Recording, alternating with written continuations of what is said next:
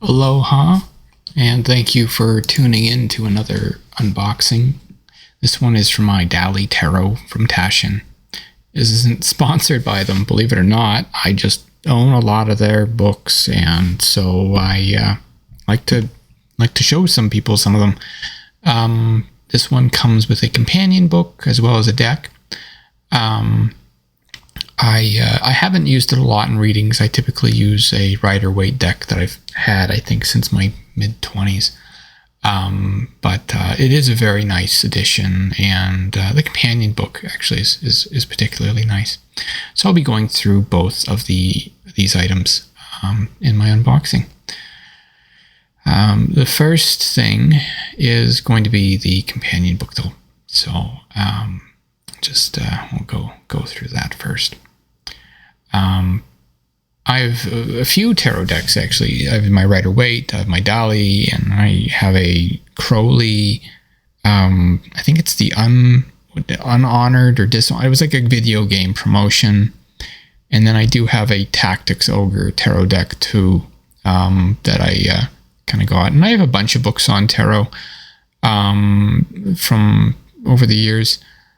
I have, of course, the base manual, and then I have another one, the main Rider-Waite black and white one. But this one's actually it's probably the nicest of all the books I have, particularly because of the full page art accompanying each of the card discussions. And also the art is, of course, all of Dali's work.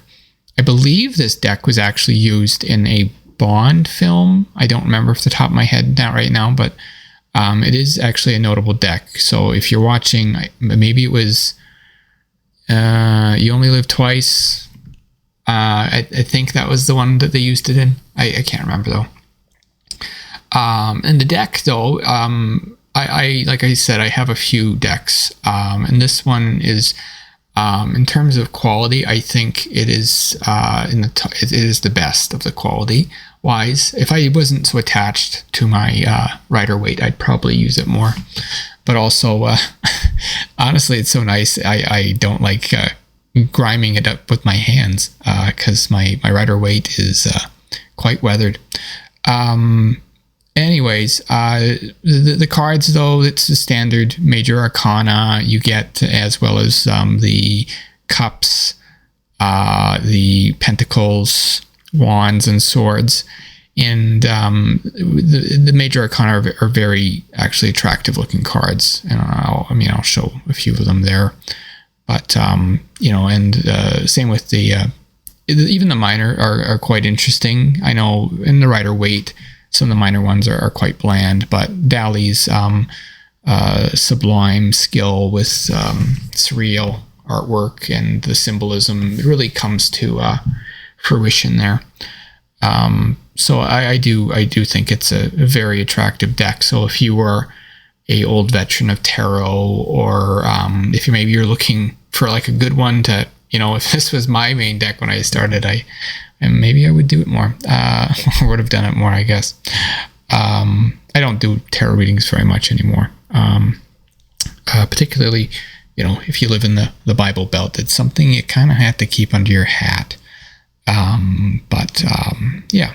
Anyways, that is the unboxing, and I hope you've enjoyed it.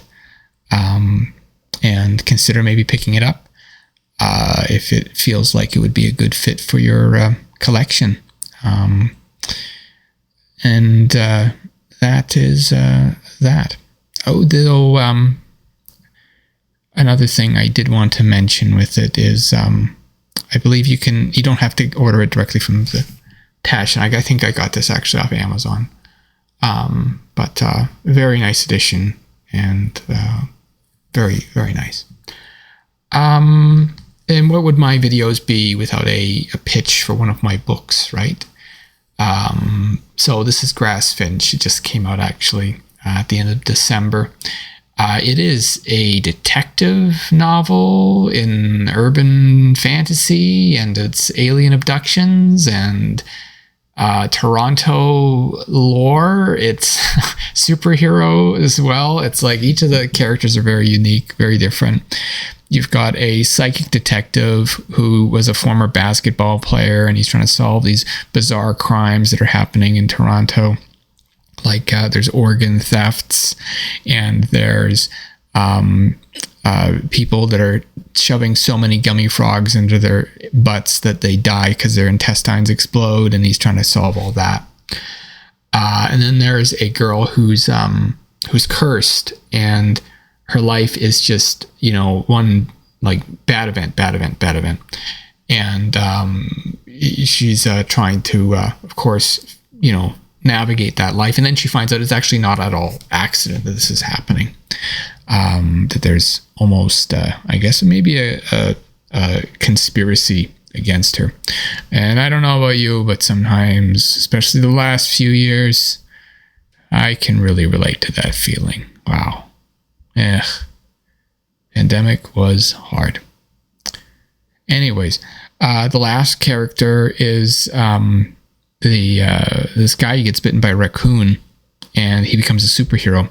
But instead of being a billionaire playboy, he's actually a guy who lives in a group home, and he's got a developmental disability, and he's definitely not Bruce Banner being the billionaire playboy by day and then Batman at night. It's a very fun, bizarre, strange, happy, sad book, and I hope somebody watching this decides to pick it up because I had a lot of fun writing it. I think maybe some of you guys would have some fun reading it if you're looking for some really weird fiction that's going to be probably unlike other stuff you've read. But anywho, that's it for the video. Thanks for tuning in, and as always, be seeing you.